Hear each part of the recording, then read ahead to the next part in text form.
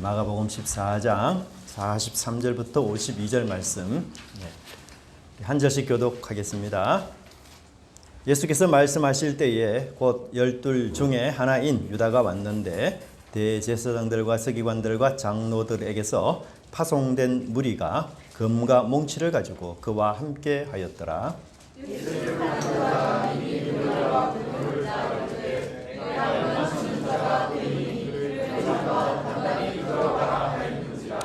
이에 와서 곧 예수께 나와 랍비여 하고 입을 맞추니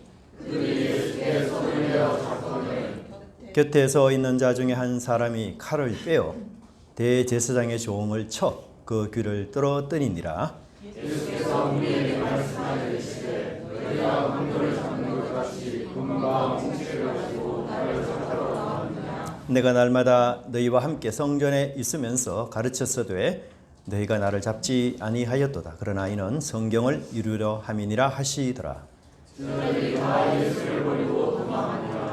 한 청년이 벗은 몸에 배 혼니부를 두르고 예수를 따라가다가 무리에게 잡히매 배 혼니부를 버리고 벗은 몸으로 도망하니라.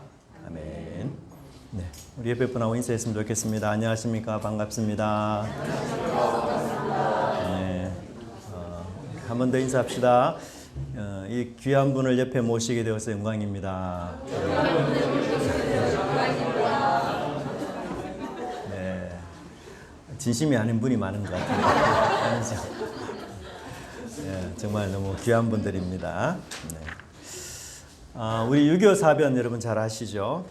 1950년 6월 25일 북한의 기습 남침으로 사실 사흘 만에 서울이 함락이 되고 한 달 만에 낙동강 지역을 제외한 한반도 전 지역이 빼앗기고 마는 그런 참 위기의 순간, 절체절명의 그런 순간이었죠. 그런데 그때 당시 국제연합군의 최고 사령관인 더글라스 맥아더 장군이 이 모두의 반대 속에서 어떤 작전을 펼쳤습니까? 인천 상륙 작전이라는 작전을 펼쳤는데요. 이게 PPT가 지금 안 넘어가서.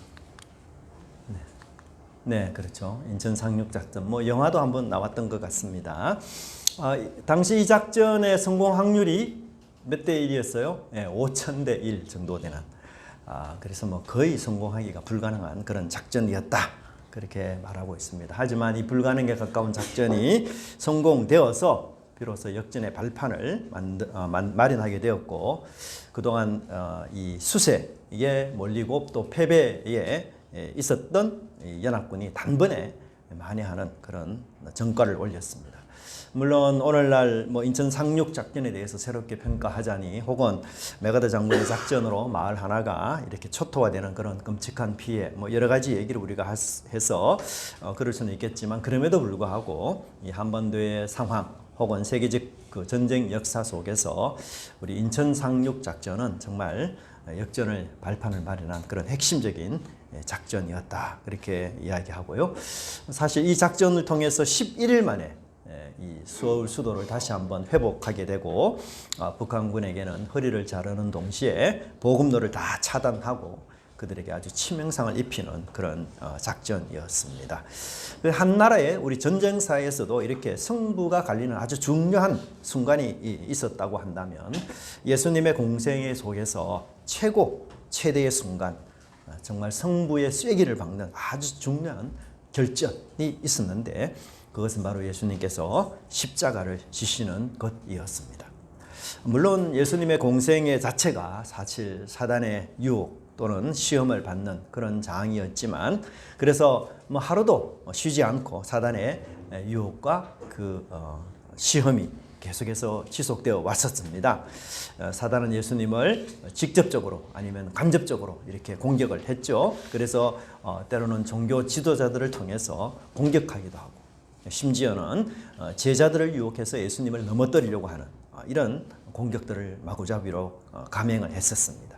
하지만 이 십자가만큼 가장 크고 가장 가혹하고 또한 가장 잔인하고 가장 힘든 시험과 유혹, 그것은 지금까지 없었고 앞으로도 없을 그런 것이었습니다. 그래서 이 십자가의 싸움, 십자가의 전쟁은 예수님이 인류의 운명을 결정짓는 정말 최대의 싸움이라고 그렇게 말할 수가 있습니다. 아담과 하와가 타락한 이후부터 이 지구의 모든 사람들은 사단의 포로가 되었죠. 이 사단의 포로가 된 백성들을 하나님이 구원하시기 위해서 무려 4,000년 동안 끊임없이 기름 부음을 받은 자들 보내셔서 사단과 수많은 전쟁을 치르게 하셨습니다. 그 중에는 모세도 있었고 엘리야도 있었고 다윗 왕, 구약의 수많은 유명한 믿음의 영웅들, 기름 부음 받은 자들이 이 하나님의 전쟁을 수행을 했었습니다. 하지만 불행하게도 안타깝게도 완전한 승리를 거둔 메시아 그리스도 기름 부음 받은 자는 아무도 없었습니다. 이제 예수님께서 나타나셔서 무려 4,000년 동안 길고 길었던 이 전투, 대결투의 종지부를 마지막을 장식하기 위해서 예수님이 드디어 십자가 앞에 선 것이었습니다.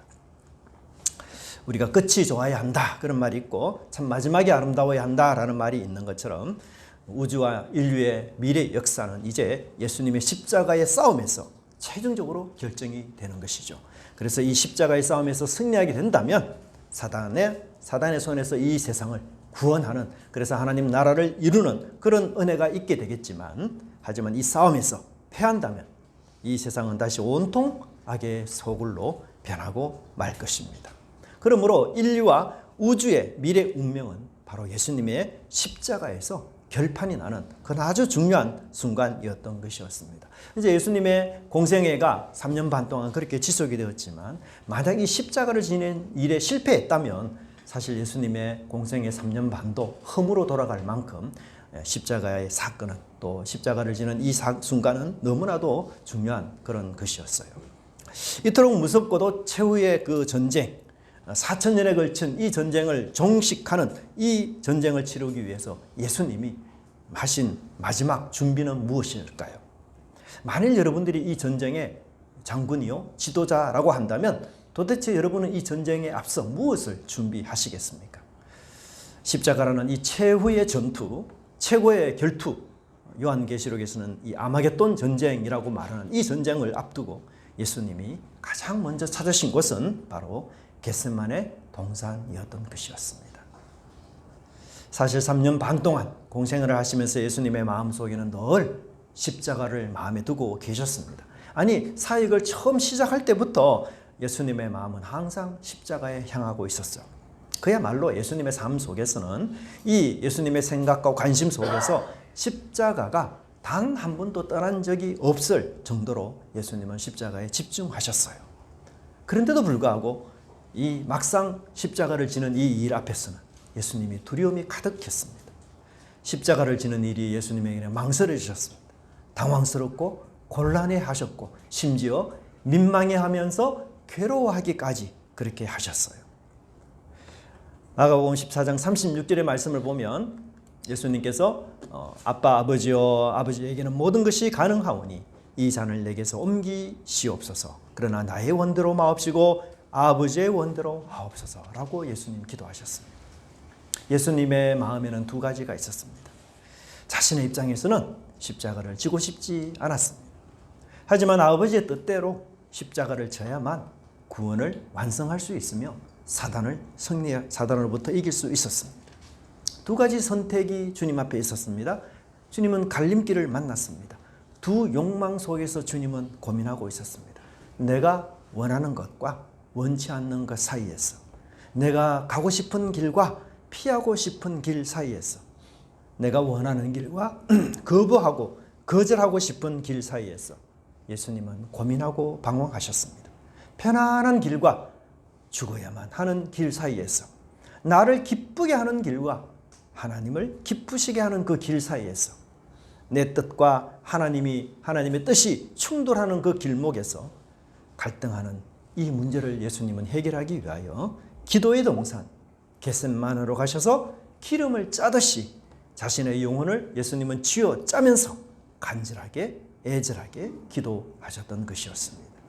그리고 마침 이 겟세마네 동산에서 하신 세 번의 기도를 통해서 확고한 결심 서신 예수님은 대제사장의 신문과 또한 빌라도의 재판, 그리고 십자가에 달리시는 끔찍한 저주 속에서 정말 담대하게 주도적으로 주저함 없이 홀로 그 외로운 길, 조롱과 수치의 모멸의 길을 떳떳이 갈 수가 있었던 것이었습니다. 이것은 우리 역시 십자가를 향하는 길에는 반드시 겟세마네 기도가 있어야 한다는 것을 말해주고 있습니다. 자신을 쳐서 하나님의 뜻에 복종하는 길에는 반드시 겟세마네의 무릎이 있어야 한다는 것입니다. 내가 하나님의 뜻을 따라 살겠다라는 그런 결심만으로 또는 이성적인 지지와 찬성만으로 결코 이 십자가의 길을 걸어갈 수가 없습니다. 기도 없는 십자가의 길, 기도 없는 순종, 기도 없는 의지와 각오는 사실 모래성과 같은 것입니다. 약간의 힘만으로도 한순간에 무너질 것이며 지금까지 쌓은 모든 것이 허무하게 사라지는 그런 것입니다. 이것이 바로 기도 없는, 기도에 깨어있지 못한 제자들의 서글픈 모습이었습니다. 제자들은 예수님과 달리 겟세마네 기도의 낙오자였습니다. 기도의 탈락자였고 기도의 탈영병들이었습니다. 그들은 기도에 실패하고 말았습니다. 그 기도에 실패한 제자들에게 과연 어떤 증상, 어떤 결과가 나타났습니까? 첫 번째는 기도에 실패한 사람은 자신의 힘을 의지하게 됩니다. 46절, 47절을 말씀해 보면 예수께서 손을 대어 잡거늘 곁에 서 있는 자 중 한 사람이 칼을 빼어 대제사장의 종에 쳐서 그 귀를 떨어뜨렸다라고 말하고 있습니다. 본문에서 예수님 곁에서 예수님을 돕기 위하여 칼을 과감하게 빼어서 대제사장의 종의 귀를 벤 사람이 누군지를 말하고 있지 않는데요. 요한은 이 사람이 누군지를 이야기하는데 그가 바로 베드로라고 이야기하고 있습니다. 베드로는 겟세마네 동산에서 예수님이 붙잡히자 아주 크게 당황하고 흥분하고 놀라했던 것 같습니다. 그래서 제자 중에서도 가장 성급한 베드로, 막 불같은 성격을 가진 이 베드로가 먼저 칼을 빼내어서 대제사장의 종의 오른편 귀를 베어버렸습니다. 다급하고 아주 긴박한 상황 속에서 베드로는 예수님을 보호하기 위해서 칼을 빼던 것이죠. 스승 되신 그 예수님을 지키기 위해서, 방어하기 위해서 그는 과감히 칼을 뽑아 들었습니다. 정말 우리가 인간적으로 생각한다면 참 대단한 일이죠. 예수님을 향한 이 베드로의 충성 정말 대단하지 않습니까? 그 어떤 제자들도 하지 못한 일을 지금 베드로가 솔선수범해서 앞서서 하고 있는 것이에요. 칭찬 들을 일 아니겠습니까? 하지만 예수님은 그의 행동을 결코 칭찬하지 않으셨습니다. 마태복음 26장 52절에는 이렇게 말하는데요. 내 칼을 도로 칼집에 고져라. 칼을 가진 자는 다 칼로 망하느니라. 예수님은 베드로의 행동이 어리석고 무모한 짓이라고 이야기했습니다. 그것은 예수님을 향한 충성이 아니라 하나님 나라와 복음의 지대한 걸림돌이 되는 행동이라고 말씀하고 있습니다. 베드로는 무려 3년 반 동안이나 예수님의 제자로서 예수님의 기적을 보고 예수님의 복음의 말씀을 듣고 배우면서 예수님을 뒤따라갔지만 결국 마지막에 그가 휘두른 것은 칼이었고 폭력이었고 힘이었던 것이었습니다. 예수님은 제자들에게 산상수훈에서 뭐라고 말씀하셨습니까? 제자들은 비폭력의 원리를 따라 살아야 한다. 악에 대항하지 말고 악을 선으로 도리어 갚으면서 살라. 이것이 예수님 말씀하신 제자의 삶의 중요한 원리였습니다. 하지만 기도에 실패한 베드로는 이러한 원리를 잊어버리고 악을 악으로, 욕을 욕으로, 폭력에 폭력으로 대응하고 있었던 것이었습니다. 그는 자신이 가진 힘, 자신이 가진 칼을 사용하고 있었던 것이었어요. 이것이 바로 겟세마네 기도에 실패한, 겟세마네 기도에 깨어있지 못한 자의 어리석은 돌출 행동이었던 것이었습니다. 여러분, 예수님은 자신이 지킬 힘이 스스로 없어서 무력하게 체포당하는 것이 결코 아닙니다. 마태복음 26장 53절을 보면 지금 12군단이 더 되는 천사를 내가 보낼 수 있다. 예수님 그렇게 말씀하셨어요. 여러분, 이 군단이라는 표현은 로마의 군병 단위입니다. 로마에서 1군단은 몇 명인가 하면 보병 6,000명에다가 기병 120명으로 구성된 게 로마의 1군단이에요. 12군단이라고 계산해 보면 곱하기 12를 해야 되는데 보병이 76,000명, 그리고 기병이 1440명 정도가 됩니다. 엄청난 숫자죠. 예수님은 제자들의 도움을 받아야 하는 나약한 분이 결코 아니셨습니다. 예수님이 건설하려는 하나님 나라는 세상 나라와 본질적으로 다르기 때문이죠. 칼과 정복과 힘 위에 건설하는 나라가 아니라 사랑과 자비와 용서와 겸손과 섬김 위에 세워지는 나라였기 때문인 것입니다. 사실 세상에 누가 신이 되신 예수님을 죽일 수 있을까요? 아무도 죽일 수 없습니다. 예수님은 십자가의 고난을 피할 수 없어서, 그 고난에 저항할 수 없어서, 어쩔 수 없어서 그 길을 가시는 게 아니에요. 그 길이 바로 하나님의 뜻이기 때문에 예수님은 기꺼이 자신의 힘, 자신의 권리, 자신의 능력을 포기하고 자원하여 스스로 그 십자가의 길을 걸어가셨던 것이었습니다. 하지만 기도에 실패한 사람은 이 어렵고 힘든 상황을 만나게 되면 어떻게 행동할까요? 결국 자기 열심과 자기 칼이 나오는 것이고 자기 힘을 의지하게 되는 것입니다. 잠을 자다가 깨어난 이 베드로는 옆에 잡히는 것이 칼이었고, 그래서 베드로는 이 칼을 사용했던 것이었습니다. 하지만 기도에 깨어있던 예수님은 자기를 포기하고 하나님의 뜻에 기꺼이 순종하며 자신을 맡겨드렸던 것이었습니다. 사람들은 결정적인 순간, 위기의 순간을 맞이하게 되면 대부분 자기 내면 속에 깊이 감추어진 그 본능이 나오게 마련입니다. 그 본능이 무엇입니까? 자신을 보호하고자 하는 보호 본능이에요. 자기에게 있는 힘, 그리고 지혜, 그리고 권세를 의지해서 어떻게 하든 그 위기를 벗어나려고 하는 것입니다. 거짓말을 했으라도 그 위기를 모면하고 자신을 보호하려는 것입니다. 아브라함은 가나안 땅에서 예상하지 못한 기근을 만났습니다. 아주 돌발 상황이었어요. 그때 아브라함은 애굽으로 내려가면서 아내에게 무엇이라고 시킵니까? 위험한 애굽 여행길에서 자기 목숨을 보호하고 자기 목숨을 건지기 위해서 사레에게는 아내가 아니라 무엇이다? 누이라고 거짓말을 시킨 것입니다. 자기만 살겠다는 것 아니에요? 이 상황에서도 아브라함은 기도하지 않았습니다. 그러니 자기 꾀에 빠지고 거짓을 행하는 것입니다. 그러니 자기 목숨만, 자기 몸만 귀한 것입니다. 사례가 다른 남자의 아내가 되더라도 내 알 바 아니다, 이런 생각을 아브라함 갖고 있었습니다. 기도가 사라지면 인간의 추한 이기심은 그대로 노출이 됩니다. 기도는 이기주의로 똘똘 뭉친 나의 모습을 변화시키는 힘이 있습니다. 기도는 나의 안전, 나의 행복, 이렇게 나에 몰입되지 않고 하나님 나라와 그 의를 구하는 믿음의 사람 되게 만드는 것입니다. 기도는 어떤 위험 속에서도 하나님을 의지하는 믿음의 사람으로 우리를 세워줍니다. 기도하는 사람은 칼이 결코 나를 보호하지 못한다라는 것을 알고 있는 사람이에요. 기도하는 사람은 칼로 성공한 사람은 반드시 칼로 망한다라는 불변의 진리를 알고 있는 사람이에요. 그래서 칼을 사용하는 것이 아니라 기도로 주님 앞에 나가는 것입니다. 십자가의 길은 기도 없이 갈 수 없습니다. 기도하여 자신을 이기고 주의 길을 따르는 저와 여러분이 되시기를 간절히 바랍니다. 두 번째는 기도에 실패한 사람은 수치스러움을 당합니다. 첫 번째 기도에 실패한 사람은 뭐예요? 자신의 힘을 의지하는 사람이었어요. 두 번째는 수치를 당합니다. 베드로는 칼을 휘두를 정도로 정말 용감한 사람이었어요. 하지만 예수님이 체포되자마자 그는 무섭게 도망해 버리고 말았습니다. 마가복음 14장 51절과 52절에는 그가 배 혼니부를 벗어버리고 벗은 몸으로 나체로 그렇게 도망했다라고 말하고 있습니다. 베드로가 도망하는 일이 얼마나 다급했던지 이 붙잡은 옷을 그냥 그것을 다 벗어버리고 벌거숭이로 도망했다, 이렇게 마가는 이야기하고 있어요.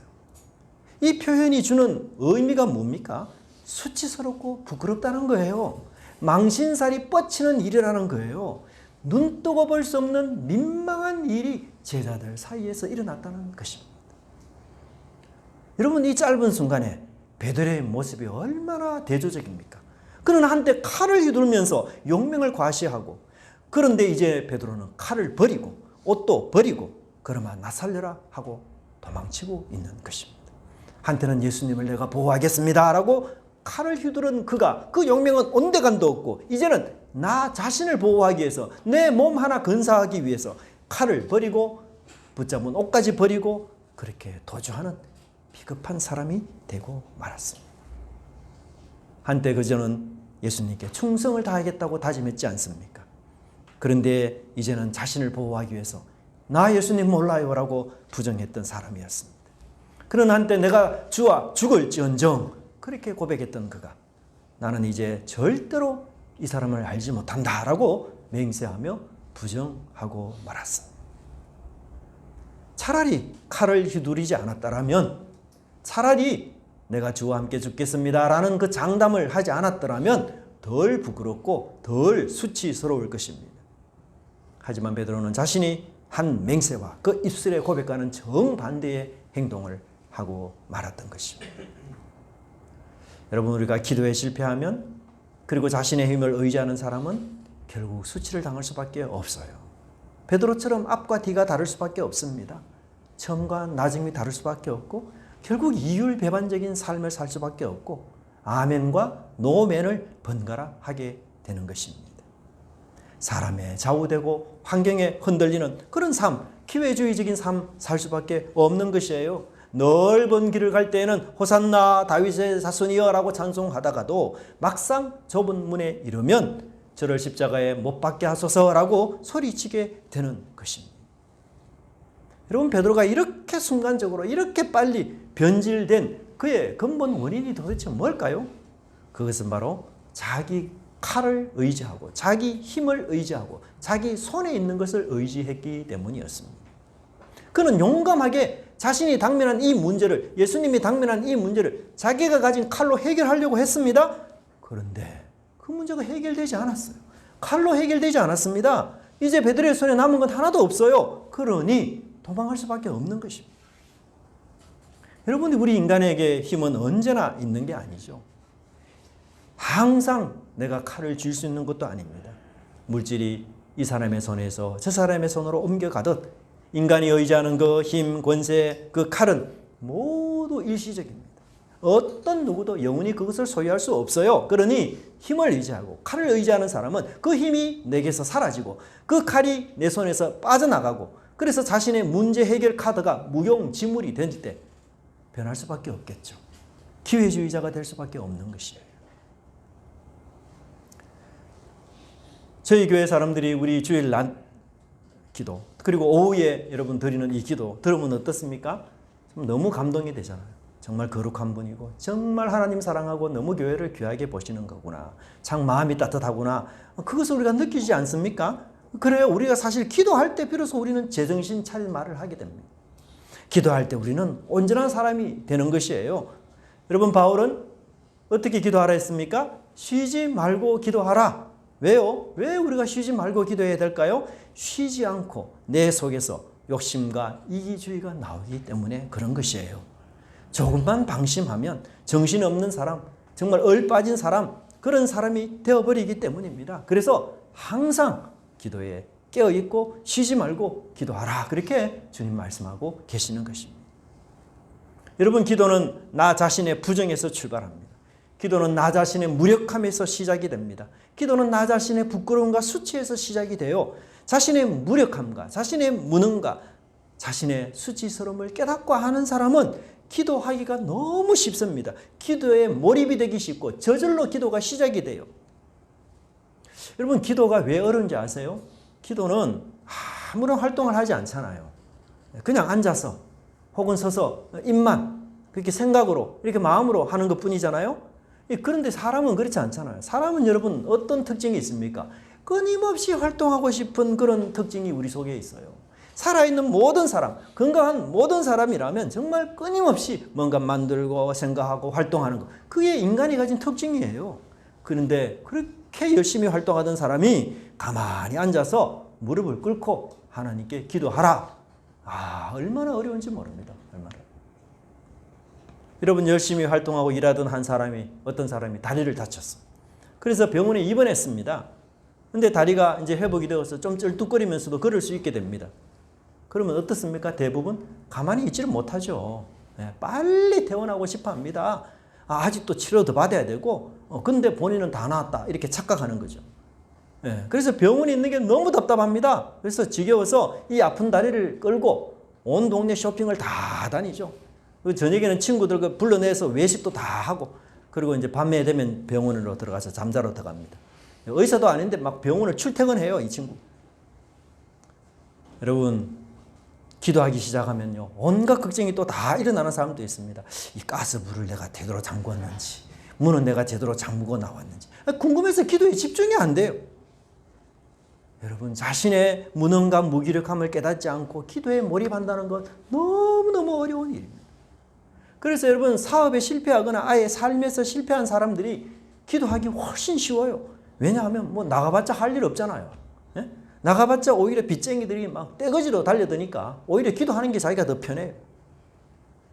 여러분, 그렇지만 하나님의 힘은 기도하는 자만이 소유할 수 있는 것이에요. 기도가 미약하게 보이고 기도가 무능한 자의 타는 것처럼 보여도 칼보다 권세보다 그리고 힘보다 더 강한 것이 바로 기도의 힘인 것입니다. 나 자신을 이율배반적인 삶에서 구원하며 한결같은 마음으로 십자가를 향하여 가도록 이끄는 것, 이것이 바로 기도의 힘에서 비롯됩니다. 예수님은 겟세마네 동산에서 기도하셨습니다. 그리고 그 기도가 마침내 십자가를 승리로 이끄도록 인도하셨습니다. 하지만 제자들은 그 겟세마네 동산에서 기도하지 못했어요. 그 실패가 곧 그들의 영적 패배로 이어져서 불구덩이 몸인 채로 도망가는 부끄러움과 수치스러운 일들을 당하고 마련되었습니다. 기도 없는 삶은 에덴에서도 타락할 수 있지만 기도 있는 삶은 십자가에서도 승리할 수 있다는 것, 기도 기억하면서 기도의 성공자들이 되시는 저와 여러분이 되기를 간절히 바랍니다. 마지막 세 번째로, 기도하는 사람은 기도에 실패하는 사람은 예수님을 부인하게 됩니다. 첫 번째, 기도에 실패한 사람은 뭐예요? 자신의 힘을 의지합니다. 두 번째는 자신의 힘을 의지하다가 결국은 수치를 당하고, 그리고 마지막 세 번째는 끝내 예수님을 부인하는 자리에까지 이르게 됩니다. 겟세마네 동산에서 기도의 실패의 그 후유증은 단지 벌거벗은 정도의 수치로 끝나는 것이 아니었어요. 베드로는 예수님과의 관계를 일체 부인하는 데까지 이르렀습니다. 그는 예수님을 3번이나 부인했습니다. 영적인 일에서 한 번의 실패는 2번의 실패로 쉽게 이어집니다. 칼을 버리고 도망한 베드로는 이제 다시 예수님을 3번이나 연속적으로 부인하고 말았습니다. 영적인 내리막길은 멈추기가 너무너무 어렵습니다. 불순종의 길은 비탈이 점점 심해집니다. 급경사가 있습니다. 그래서 죄악의 깊은 웅덩이에 빠지고 마는 것입니다. 불순종한 요나가 다시스로 도망하다가 배 밑으로 내려갔다가 다시 바다 밑으로 내려가서 끝내는 물고기 뱃속까지 내려가고 말았던 것이에요. 음부로 내려가고 지옥까지 내려갔습니다. 이 요나의 영적 내리막길은 한이 없는, 끝이 없는 내리막길이었던 것이었습니다. 영적인 패배의 삶에서 기도가 없으면 사망의 길로 내려가는 것은 너무 쉬운 것입니다. 하나님을 향한 진지한 기도만이 거듭되는 영적 패배, 실패의 삶에서 멈출 수 있고 돌이킬 수 있게 하는 것이에요. 기도는 영적 패배의 삶의 브레이크 역할을 하는 것입니다. 우리아의 아내를 범한 다윗은 우리아를 죽이는 살인죄까지 거듭 짓고 말았습니다. 아버지의 재산을 갖고 나간 이 탕자는 결국 허랑방탕하게 살다가 마침내 종이 되는 비참한 지경까지 이르게 됩니다. 그렇게 해서 영적 실패는 항상 복수형이에요. 한 번으로 끝나지 않습니다. 한 번이 2번이 되고 2번이 3번이 되고 그리고 마침내 최저점까지, 최악의 상황까지 이르게 되는 것. 이것이 영적 패배의 큰 특징입니다. 영적 실패자인 아브라함, 다윗, 탕자의 공통점이 여러분 무엇인 줄 아십니까? 그것은 영적 패배가 이어지는 동안에 그들 속에 기도가 없었다는 사실입니다. 가나안 땅의 기근 때문에 아내를 누이로 속인 아브라함, 애굽 여장 속에서도 기도는 없었습니다. 우리아 아내를 범하고 우리아를 죽인 다윗의 그 영적 내리막길 삶에서도 기도는 없었습니다. 나단 선지자의 꾸지람을 들은 다윗이 비로소 기도하게 된 것입니다. 불순종의 길의 영적 브레이크는 무엇입니까? 그것은 바로 기도하는 것이며 하나님께로 돌아가는 길입니다. 불순종하는 요나의 내리막길에도 기도는 없었습니다. 요나가 언제 기도합니까? 언제 하나님의 성전을 향하여 부르짖는 기도를 하게 됩니까? 그는 큰 물고기 뱃속에서 내려갈 대로 다 내려간 그 최저 지점에서 죽음의 경계선상에서 그래서 비로소 그는 기도하게 되는 것입니다. 우리는 베드로처럼 어떤 일이 있더라도 예수님을 부인하지 않겠습니다라고 호언장담하는 것 쉽지 않아요. 겟세마네 동산에 주를 생각할 때에 우리 그렇게 찬송하기 쉽습니다. 베드로도 주와 함께 죽겠다라고 호언장담하지 않았습니까? 그러나 결국은 예수님을 부인하고 말았습니다. 함께 찬송해도 돈과 출세와 명예와 기타 이해관계 속에 부딪히게 되면은 올바른 길, 하나님의 길을 선택하기란 인생 속에서 결코 쉽지 않습니다. 큰 소리를 치고 그럴듯한 신앙 고백을 하면서 열심히 찬송하는 것 중요한 것이지만 피땀 흘린 주님과 함께 겟세마네 동산에서 기도하는 것, 무릎을 꿇는 것, 하나님을 향하여 부르짖는 것, 그것이 우리 속에 있어야만 우리의 영적 건강이 회복이 되는 것입니다. 죽는 것이 두려워 한 여종의 고발 앞에 예수님을 모른다고 3번이나 부인한 베드로였습니다. 너무 어처구니 없지 않습니까? 3년 반 동안 예수님을 따라다녔어요. 예수님과 함께 동거동락했습니다. 근데 한 여종 앞에서 몇 번의 질문에 몇 분 만에 예수님을 부인하고 말았습니다. 그냥 3년 반의 그 신앙이 몇 분 만에 모조리 다 모래성처럼 무너지고 말았습니다. 정말 비겁한 베드로, 배신자 베드로입니다. 그러나 이 베드로는 기도에 깨어있지 못한 또 다른 나일 뿐인 것입니다. 예수님을 부인한 베드로는 나와 전혀 무관한 인물이 결코 아닙니다. 베드로는 다른 제자의 대변인이었습니다. 베드로는 기도와 말씀에 불투명한 우리 그리스도인들의 모습을 반영해 줄 뿐인 것입니다. 중국에 황민다오라는 이 교회 지도자가 있었습니다.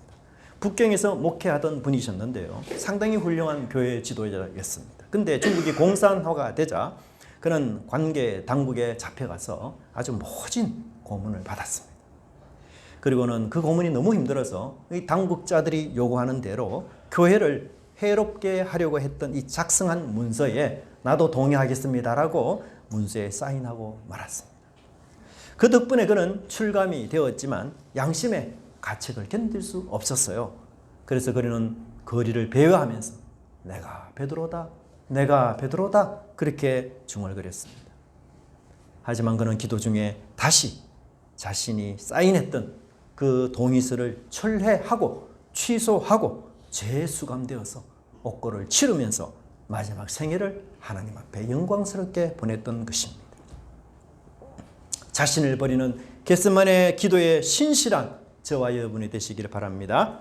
기도 외에 다른 것으로 이길 수 없으며 이 길을 걸어갈 수 없습니다.